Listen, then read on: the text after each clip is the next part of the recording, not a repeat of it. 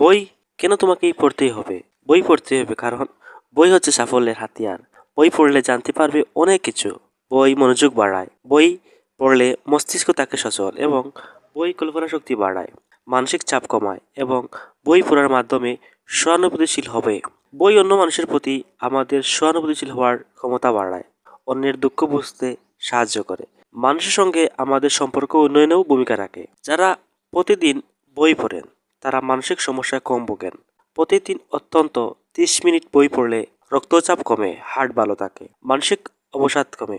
Elon মাস্ককে একটা ইন্টারভিউতে জিজ্ঞাসা করা হয়েছিল, আপনি কিভাবে রকেট বানানো শিখলেন? মার্কস উত্তরে বলেছিলেন, বই পড়ে।